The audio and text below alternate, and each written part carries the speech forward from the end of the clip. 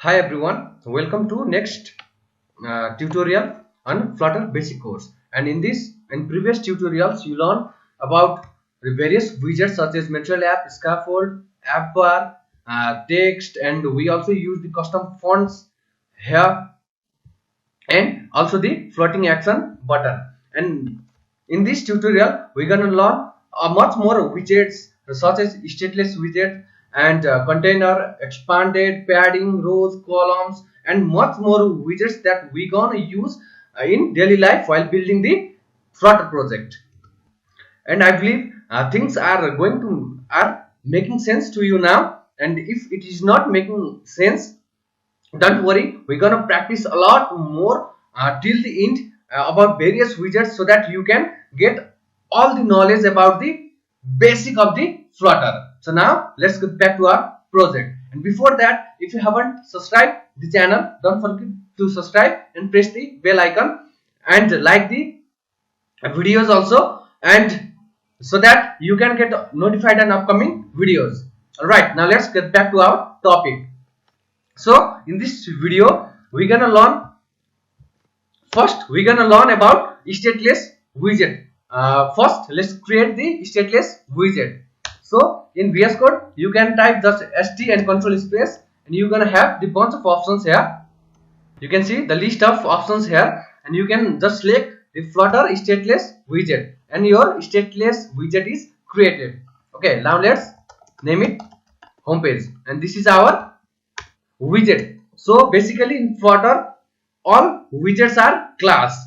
As you can see here, this material app, this scaffold, this app bar, all are the class, and we are getting the instances of these widgets in our project. As you can see, going up, you can see app bar is also the stateful widget.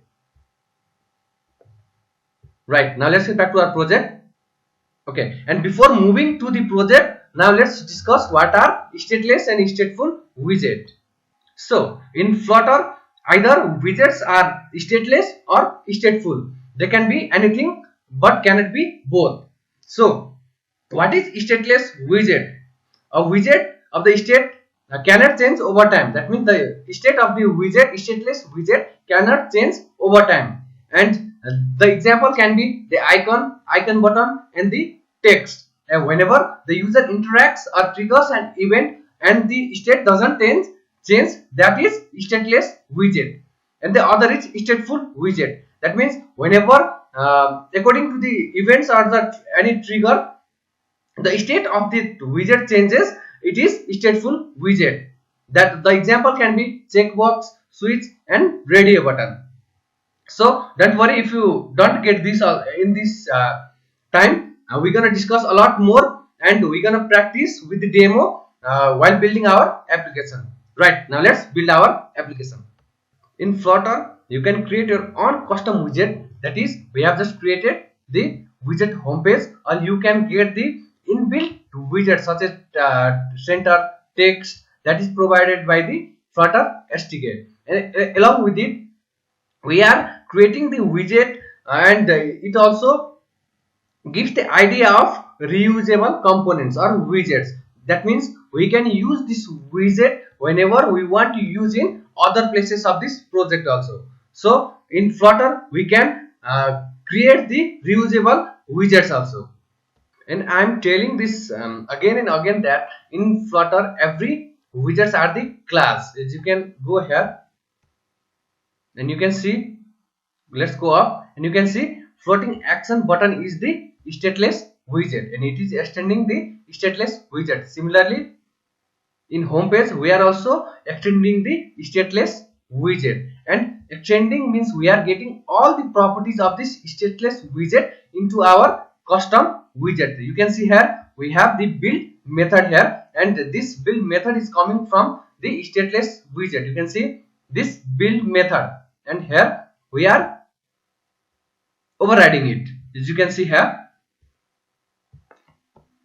And here we are extending the stateless widget. That means in overtime we are not changing the state of this component or widget of the home page. So the other reason to create the home page or other component is that we can use it in the other projects also, and our code can be easily maintainable and readable, and it is not going to be mess when managing our project as it gets bigger.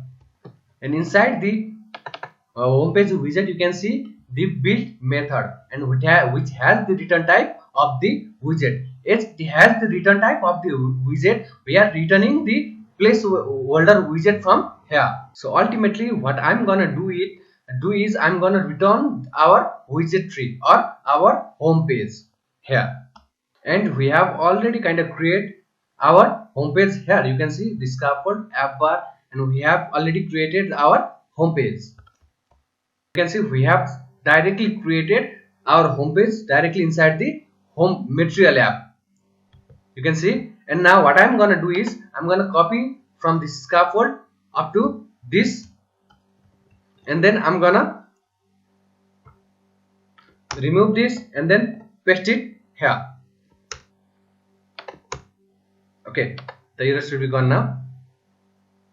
So inside the material app home properties, I'm gonna delete this and then call this home page widget from here,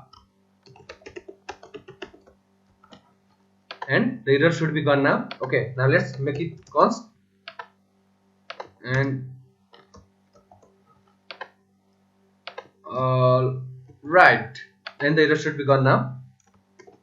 And whenever our values of the properties are indented, we're gonna give the comma so that we can make it easily maintainable. Okay, as you can see, what I have done is I just deleted this scaffold and then paste it into the build method of our home page, and then I called this home page from the material app here. So now when we reload it, we can see the home page doesn't have any changes because we have just returning this home page from here as it was as previous. So now from the home page we are just returning the scaffold and the app bar and all the properties of this home page into our application. So at the end of the this return, we are giving the semicolon. That means we are not going to use any widgets below it. So after returning the widget, we're gonna have to put the semicolon at the end as here. So let's get back. And so what this build function is responsible is that it is responsible to build our widget tree into this stateless widget, and it is returning the widget tree from here. So when the Flutter gets to this widget, it's gonna run the build method, and then it's gonna return our widget tree. So now I'm gonna check whether it is working or not, and then I change the text to click me, and then I reload it again, and you can reload it with small r now. As you can see the text is click me now. Okay, now let's remove it. We don't need it. And as I earlier said that we are just creating the stateless widget. It makes our program drier. That means we can use this widget whenever we want to use in other side of the project, but we don't want to use this home page on the other side or other pages. But if we want to do that, we can do this. So now we're gonna use the images in our project, and there are a couple of different ways that we can use the images in the Flutter projects, and the images can be either from the local project, or you can directly get it from the server or the URL also. That means the network image. So I'm gonna show all these properties. I'm gonna load the local image also and the network image. So don't worry, we're gonna cover all that. So first I'm gonna start with the network image. So coming down, we have the body properties, and that has the center widget, and the child is text widget. So I'm gonna remove this text from here, I'm gonna delete this, and then you can get image with the image widget. And then here in the image you can call network, sorry, oops, network image. And then here we need to pass the URL, you can see. And for that I have this image, so I'm gonna load this image to my, and the URL may be long but it doesn't matter as long as it works. Okay, and let's put the const here, and the lint are also gone, and put the comma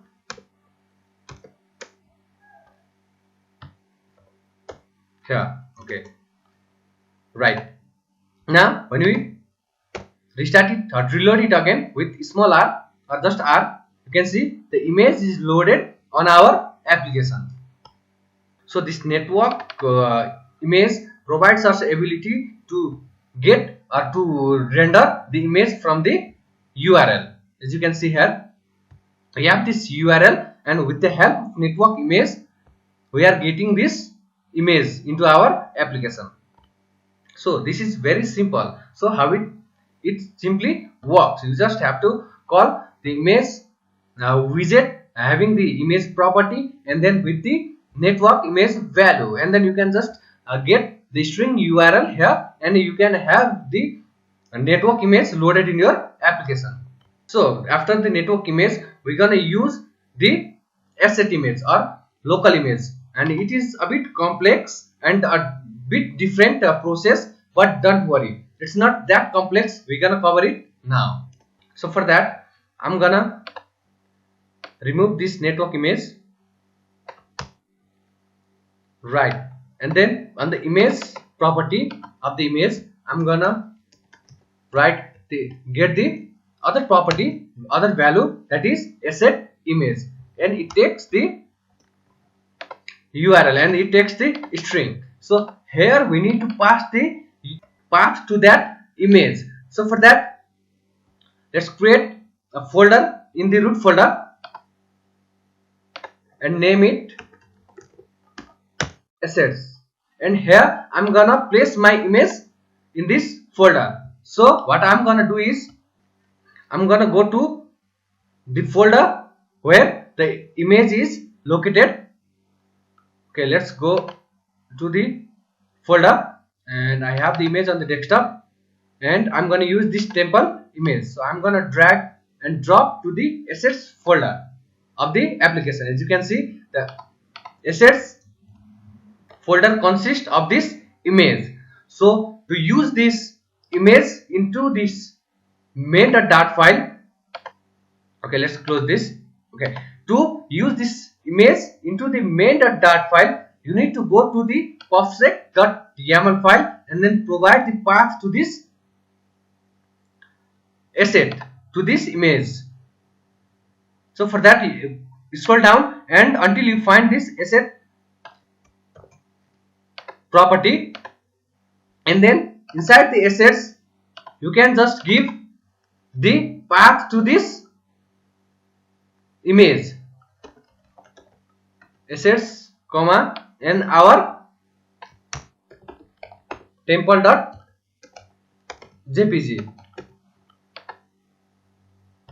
and whenever we make any changes to the popsec.yaml file, it would get pop-get running.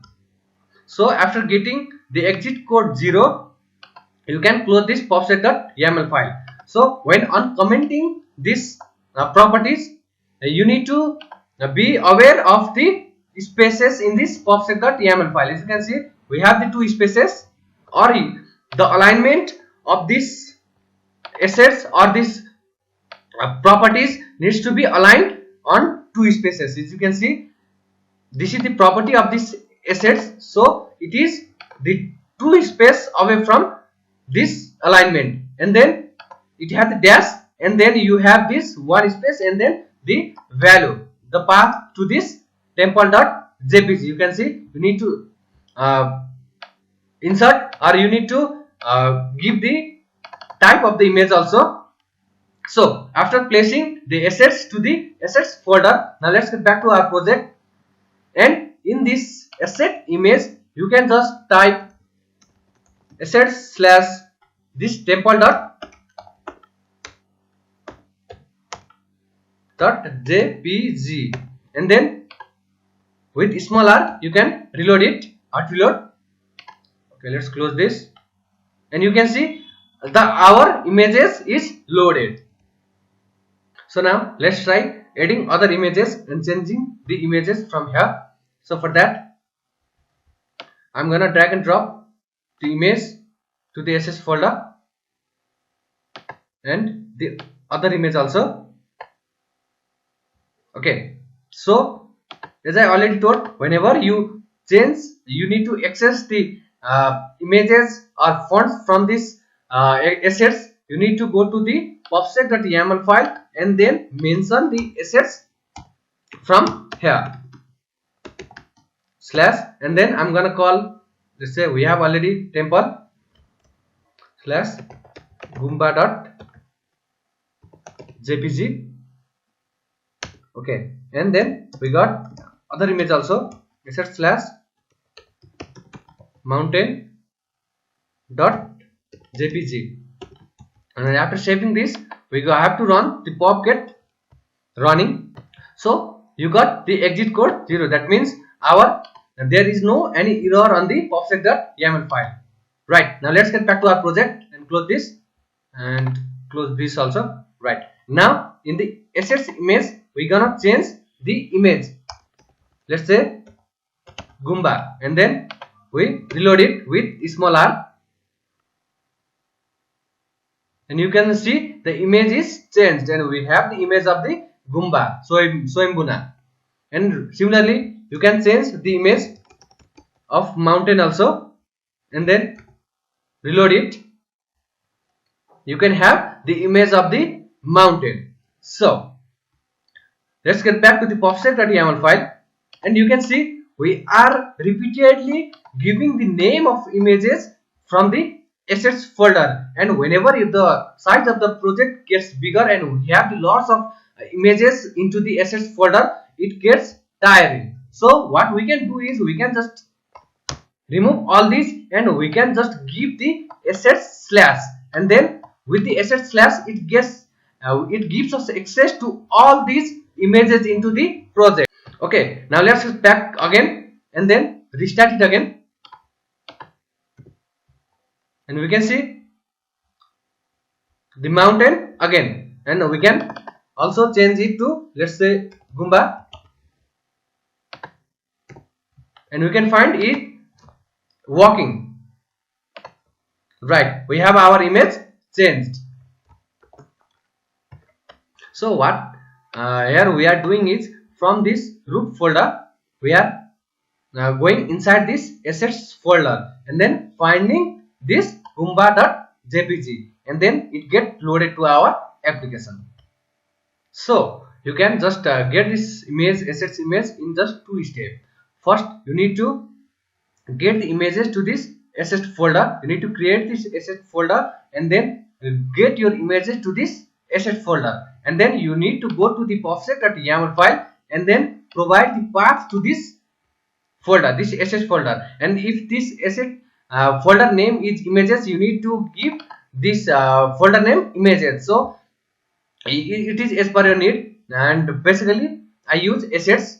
So after getting the assets here, you can now access the assets image from the dart file. So that's the different types of image we just use, that is network image and the assets image. So instead of using all these image and these image properties, Flutter has given the other way to use the images in the project, that is I would got this path and then remove this, and then okay, let's remove this image also, and then I would say image dot asset and then the path, and this need not to be const, and when we reload it again, it should work.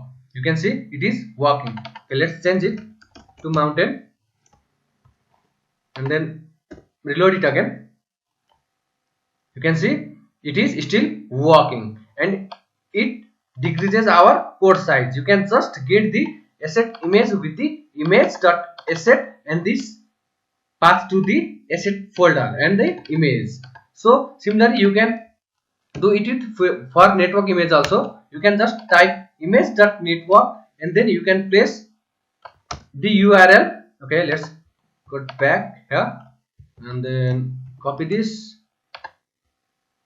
Okay, right, and then paste it here, and then when you reload it again, and we shall get the temple image here, and it is working. So this method and these properties helps us to make our code smaller, or we can use it in smaller way.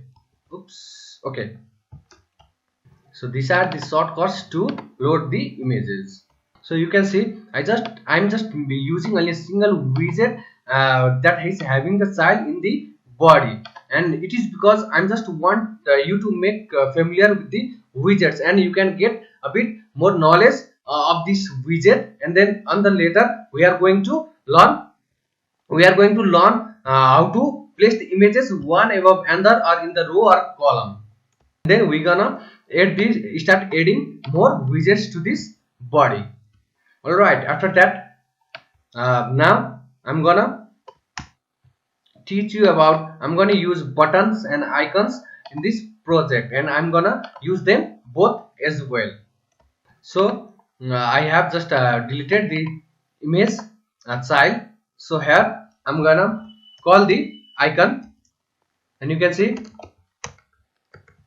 and inside the icon you can see it is taking the properties such as key, size, fill, width, color, shadows, and other many things. So inside I'm gonna get the icon. So for that I would give icons dot, let's say, bus. Oops, so we don't have the bus icons. So let's say I would give local and control space, and you can have the bunch of icons, and I will show local airport.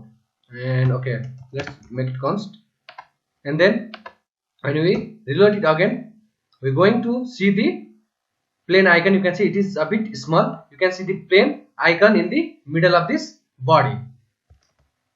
So we can customize it if we want to. So I'm gonna give color and color start. Okay, let's give amber. Offset, let's say 700, and remove fonts from here. Right, and now we are getting the amber color of the icon. As you can see, the color of the icon is changed. Similarly, you can give the size to the icon. Let's say I would give 30, and then reload it again, and you can see the size is increased, and you can, okay, I would give it 50, and the size would increase. As you can see, the size gets bigger. So that's it. You can just get icon just within the few lines of code. You can just call the icon property and give the icons, and also you can give the color and various properties to the icon, and you can customize as per your need. So this is so much easy to achieve. And of course, when you click control and then hover to this widget, you can see the various properties of this icon widget. You can see it's cost, icon, key, size, fill, weight, grade, optical size, color, and many more, and you can play around with it as per your need. Okay, now we have seen the icon. Now let's look for the button. So for that I would delete the icon, and then in center I would write elevated button, and it consists of the required onPressed parameter. This is just the anonymous function, and it need to have child. Let's say child would be text. Okay, let's say click,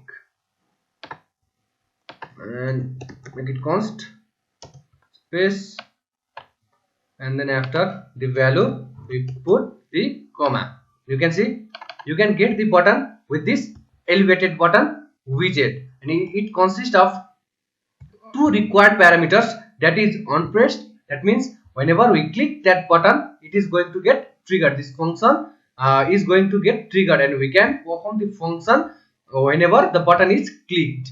And the child property, and you already know about the child property, and in the child we have the text widget, and its name is click, and let's say click me, and then reload it again, and you can see we have this button here.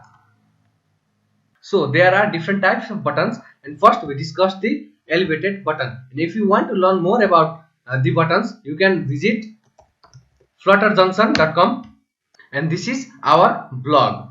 And scrolling down, you can see how to use the different types of buttons in Flutter, and you can go through it and learn as per your own. Don't worry, we are also going to discuss some of other types of buttons in the project also. So now let's get back to the project. So as you can see, there is a bit of elevation in this button. It is a bit raised. So if we just want the flat button, you can just say outlined button, and it consists of same parameters, and when we reload it, you can see the elevation would be gone now, and you can see it is getting flat, and obviously the color is not given, and you can also give some style to this button. So for that we have the properties style, and for that outline button dot style from, and here to give the background color we can give primary. Okay, the primary is deprecated, so background color would be say color star. Okay, let's give black, and then reload it again, and we can get the background of the button black. Similarly, we can also customize the text color. So to change text color, let's remove the const from here.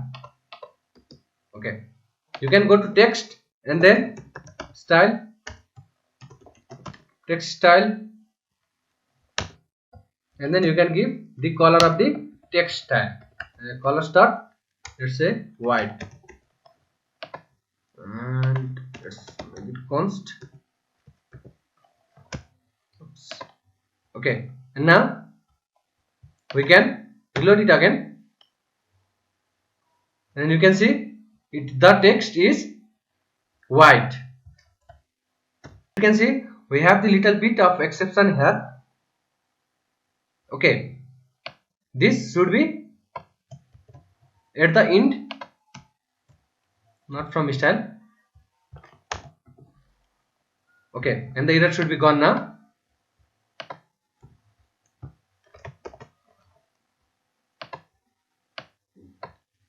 Okay, let's refactor it, and then we are getting the white text color. As you can see here, this onPressed function, onPressed parameter gonna take the function as its value, and it is going to get triggered whenever we click this button. As you can see the effect. When you click this button, this onPressed method is going to get triggered. So for that, let's say we're gonna print you clicked me,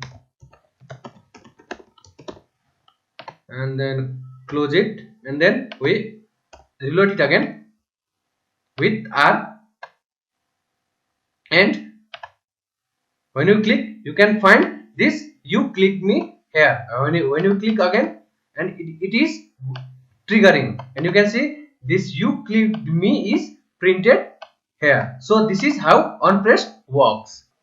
And of course, so when you click control and place the hover, you can see the lots of properties of this outline button, or you can control click and you can go to this outline button, the dot, and you can see the properties of this outline button also.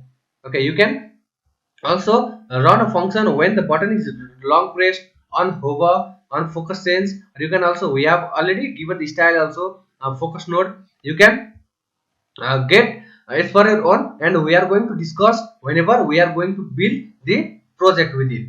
So now let's get back to the main.dat file. So now I'm gonna show you how to add the icon to this button. So for that, you just go to this outline button int and then type dot and then icon. You can see it is showing the error, and here you can give icon and it takes the widget icons dot, let's say add. Okay, so it is showing the error here. So child property is not defined in this outline dot icon, so I'm gonna delete this child property and then provide the label, and it takes the widget. Same, let's say click me, or let's say now we are using the add icon, so I would say add, and then let's make it const, and this also const. Right, now when you reload, we're gonna have this icon in this button. You can see we have this plus icon and then the text add, and similarly you can follow this method to the elevated button also. So I'm gonna delete this outline button and then change this to elevated button, and it should work now. And when I reload it again, the output would be same, but it is a bit elevated. You can see. Okay, and you can also customize this icon, this text, and you can play around with this code. Okay, now that's how we add icons to the button. So now I'm gonna talk you about the icon button. An icon button is nothing but the icon that can be pressed. So I'm gonna delete this elevated button, and then I would say the child would be the new widget, that is icon button, and it has two required properties. One is on pressed, and I'm gonna open this and leave it empty, and then on icon it takes the widget. So on icon I would say icon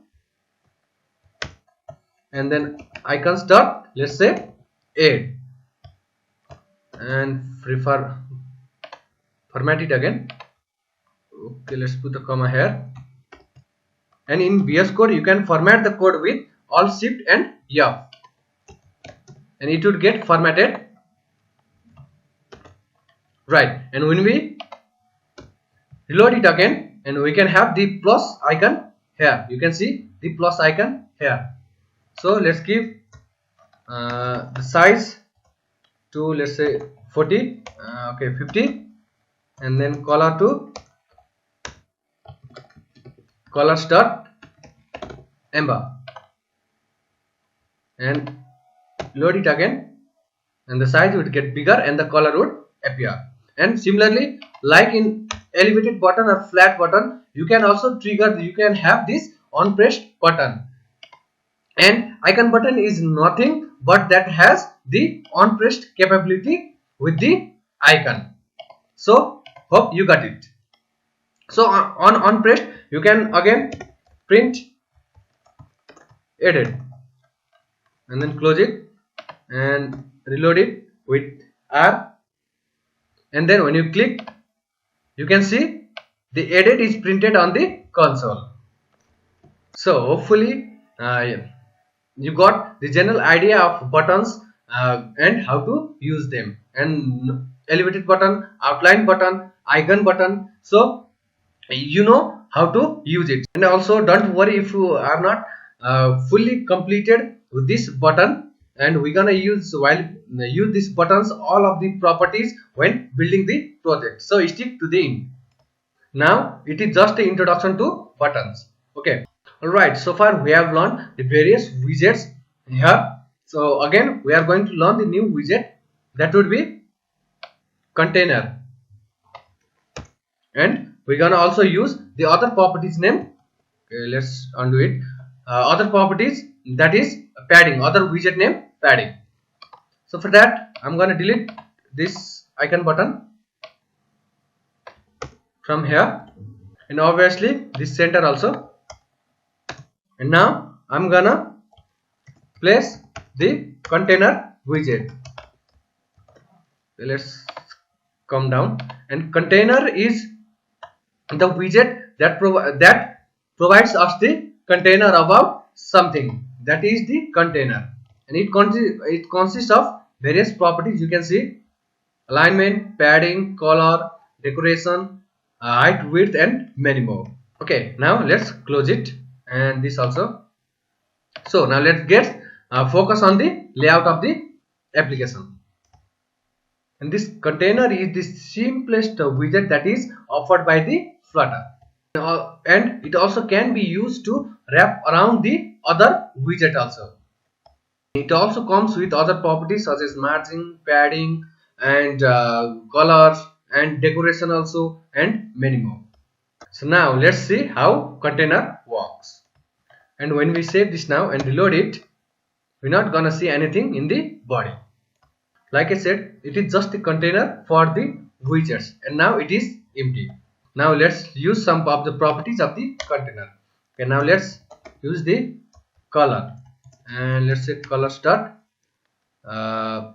amber of set 600, and this color is the background color of this container. So when I reload it, you can see all the background is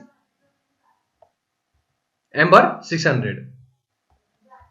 Okay, now let's change it to gray and give the shade of 400, gray of shade 400, and reload it, and you can see the color gray, right? So when we place the empty container in the body and it doesn't have any child, it would take all the space of that body. As you can see here, all the part below the app bar is gray. And I said that container acts as the wrapper for the other widget also.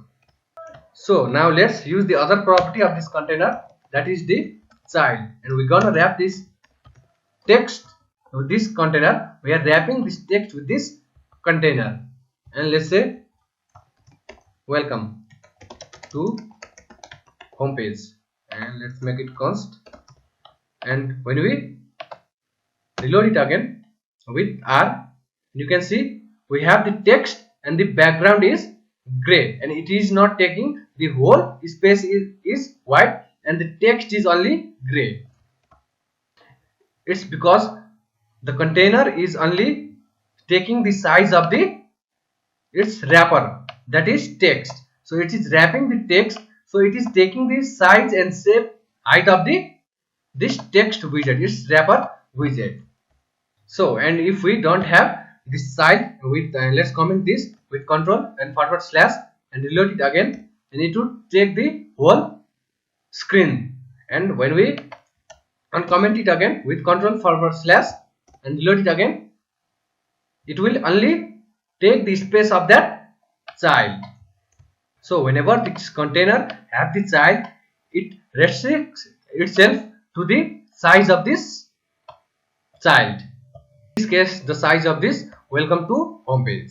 So that's how the container works. Other thing about the container is we can add the padding and margin to this child, and the way we can use it is just using the padding property, and let's say it's inserts dot all, let's say 50, and then when we reload it, we can see the space to this child. You can see the size of this container grows because it is providing the padding of 50 to the welcome to home page. So, and you have to remember that padding is the inside space of the container. You can see there is space of 50 from this welcome to message, that means welcome to home page, that is our child, and you can see it is providing from the inside of this widget, this container. The padding works inside of the container and margin is the outside space. That, and you need to keep in mind, padding is the inside space and margin is the outside space. And this edge inserts provides control to space like padding and margin in Flutter. And you cannot just use the value for padding, let's say 50.0, cannot provide the value. For that you need to use the edge inserts. Okay, let's undo it. So here we are giving 50 pixels from all sides of for the child. Similarly, we can use the other properties of this edge inserts for, like, let's say symmetric. And if you have same padding from the vertical or horizontal, then you can use symmetric. And for that, the symmetric, we need to provide, we have the two value. One is horizontal, let's say horizontal would be 50.0, and then vertical, let's say 20.0, and we can see the difference. Let's remove this const. Okay, right now when you start it, the size of the container gets changed. You can see there is more space at the horizontal end than to top, because we are providing the horizontal space is 50, so it is bigger, and vertical space is 20. So you can see from top and bottom there is only 20 pixel from top and bottom. And if you want to give different padding from left, right, top and bottom, you can use from LTRB, that is from left, top, right and bottom. So from left, let's give 10, and from top let's give 20, and from right let's give 30, and from bottom let's give 40. And when we reload it again, and we can see the difference. You can see we have only 10 pixels, there is a little bit space from left, and from top there is a bit more than the left, and you can see there is a more space, and from down bottom there is 40. So you can use these properties of this edge inserts as per your need. So left, right, top, bottom is used whenever you want to give different padding to your child from left, top, right and bottom. And symmetric is used whenever the vertical and horizontal paddings are same. And if you want to give same padding to all around, you can use all, and it should work now. Okay, and we reload it, and we shall have the padding of 50, and it is exactly like for the margin. And for margin you can just use the other parameter of the container, margin. And similarly to the padding, you have to use edge insert, and I'm gonna give, let's say 30, and you can also give 30.5 also in the decimal value also.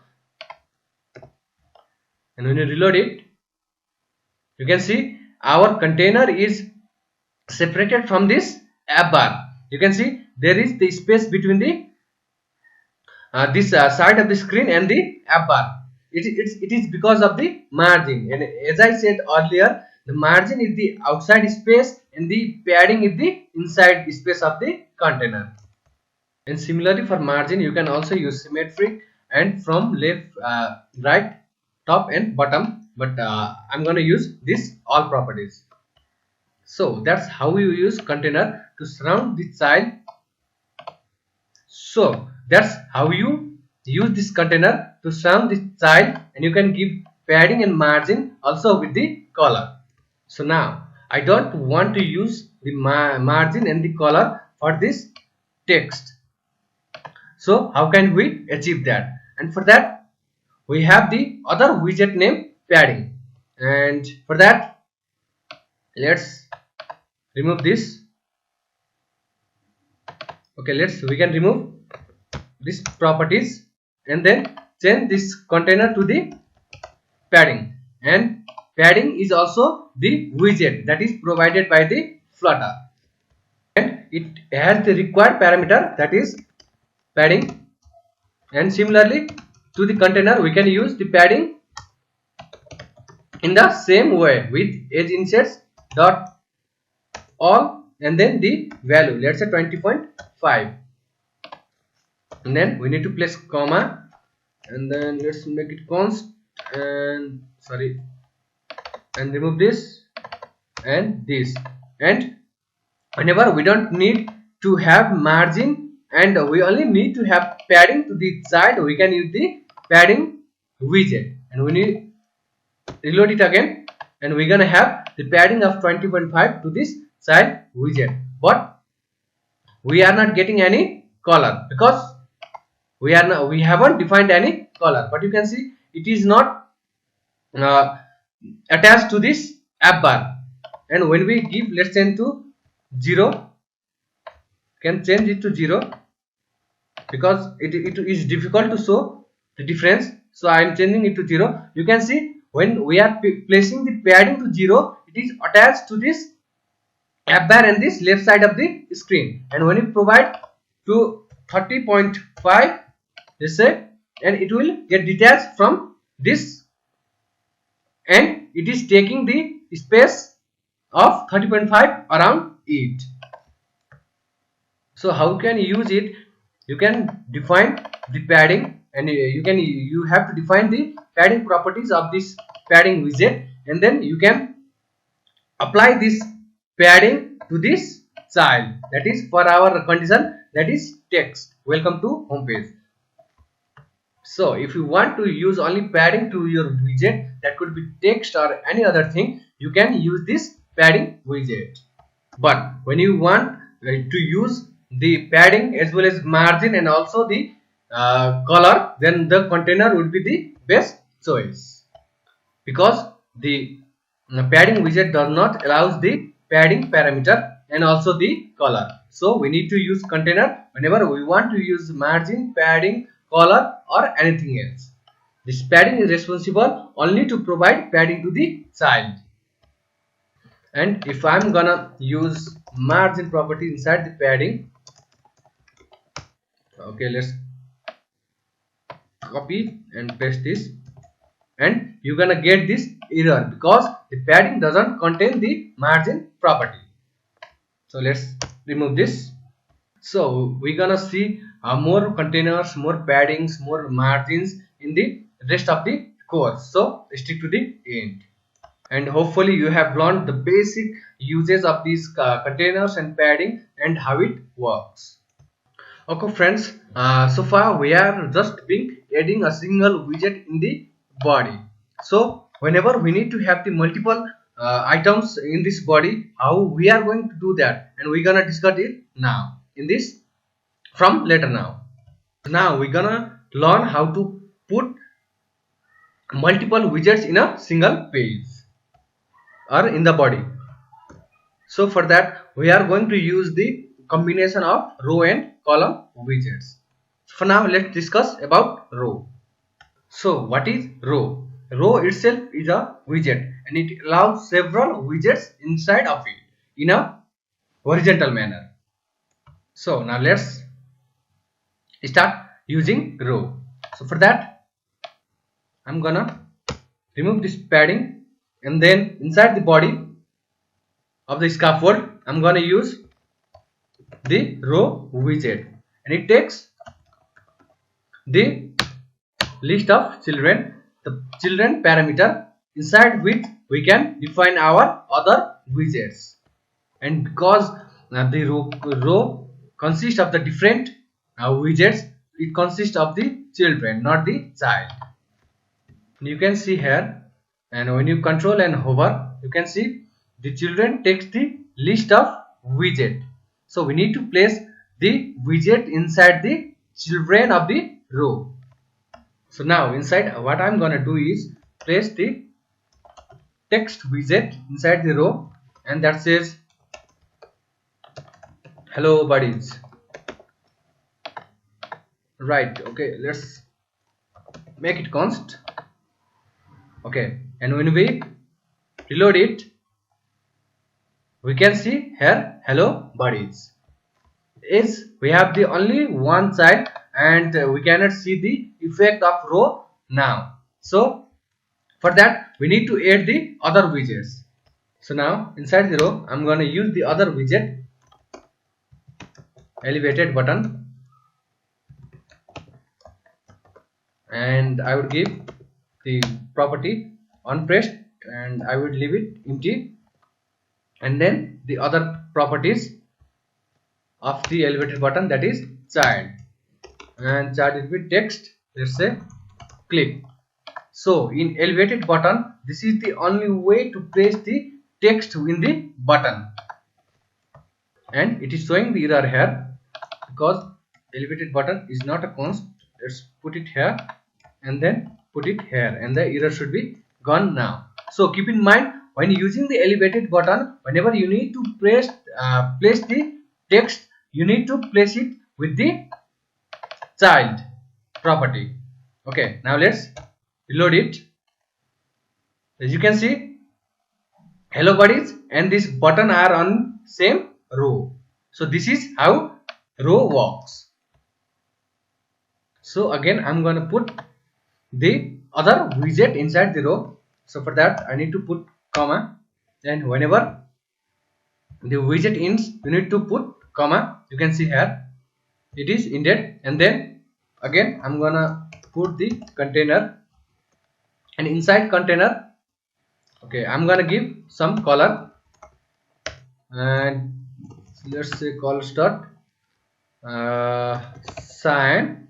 Now let's make it a bit different, and then the other properties, the padding, to give some breathing space to the child, and I will give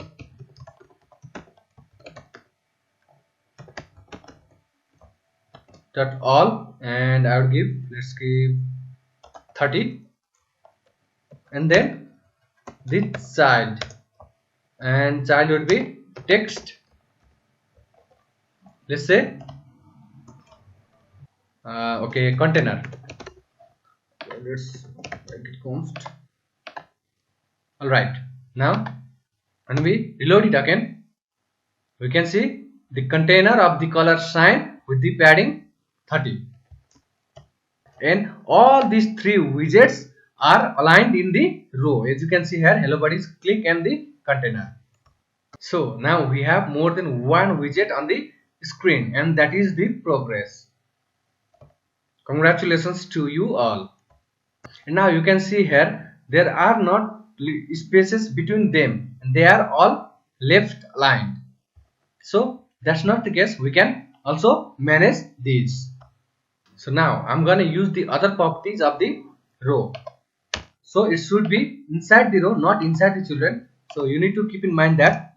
So the other properties would be main axis alignment, and this describes how your widgets are gonna align in the main axis, and in row the main axis would be in horizontal. You need to keep in mind, main axis in row is horizontal and cross axis in row is vertical.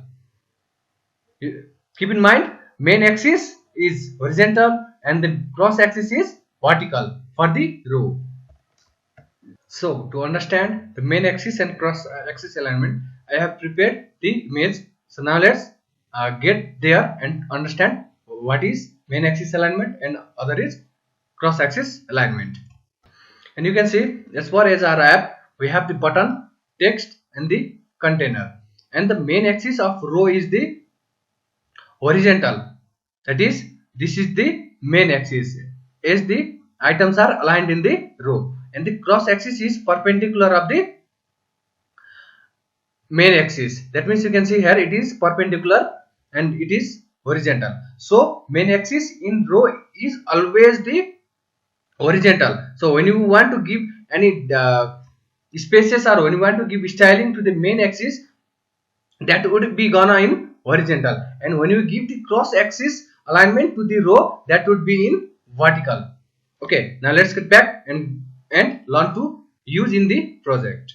And we are going to use the main axis alignment, and this main axis alignment also have the various options, but these options are on this main axis alignment class. As you can see here, there are the various options such as center, in, space around, space between, space evenly, and start, and we're gonna discuss all these properties in this video. So stick to the end. And you can see this start is the default one. You can see all these alignments, all these items are aligned on the start. They are on the start of the row. Okay, now let's use the properties. First properties, that is center, and reload it. You can see the items of the rows are all aligned in the center. First it was on the start, and then with this main axis alignment or center, our items got aligned in the center. So if you want to align your row items in the center, you can use it. Okay, now let's use the other properties. uh, Space between, and when you reload it, and you can see there is space between these items, but there is not any space here in the left, right, and the top. And whenever you want to separate the items in a row from each other, then you can use this space between. And now let's use the other properties. Let's say span space around. You can see they're gonna have the space, but you can see there is space from right to left also, and there all the spaces are consumed. You can see there is also space, there is also space, and there is also space between the widgets, and also from the edge of the screen. So if you want to use if you want the widgets to be spaced around, that means to be evenly spaced, then you can use the space around. So this space around is putting some space for this container. Okay, so now let's get back and use the other properties. Space evenly, and it is similar like space around, but all of the widgets would be taking equal space between them. You can see there is the space, this space, this space, and this space are the same. So space evenly aligns item and gives spaces between the items evenly. So now let's use the other property. Okay, we have used a center. Let's give end, and when you use the end, all the items should be aligned to the end of the row. You can see these all items are aligned to the end. So that are all these properties we can use on the main axis alignment. And I'm gonna stick with space evenly, and it's gonna look like this. Okay,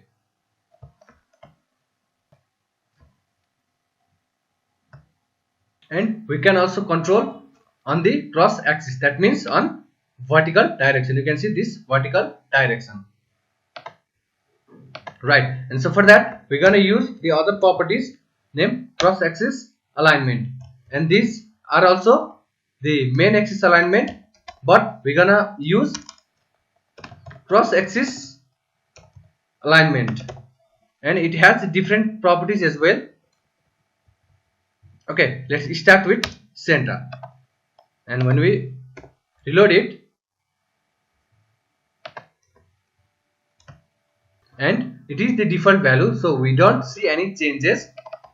So let's delete it and use the other, let's say stretch, and you can see the items are stretched. Similarly, two other. Okay, let's say the int and reload it, and you can see the items are aligned at the bottom, and you may be confused. Okay, you can see the hello body is at the bottom of the, and this you can see the alignment are all at the bottom, and when we uncomment it, comment it, and then when we see the hello bodies would go a bit up. Okay, you can see it, they are aligned on the center, and when we use the int, it will come down to the end of the row. It is changing. Now we'll use the other properties. Let's say start, and in the end it is on the bottom, and start this items would go to the top, and then restart it, reload it, and then you can see these items are going to the start of this row at the top. So it doesn't come to the down because it would be at the top of this biggest container or widget, and when you give the end, this row will be taking only the size of the largest widget there. Now it is container, so at the end it is taking only the space up to these. So here we added the different elements on the row, and then we manage the main axis alignment and cross axis alignment. So basically you need to learn all these elements of this row. Hope hopefully you have got the concept of row and its uses and how to use it. And this tutorial is becoming a bit long, so I'm gonna chip off the video and come back to you in next video. So, and if you haven't subscribed the channel, don't forget to subscribe and press the bell icon and like this video. Thank you. See you in next video.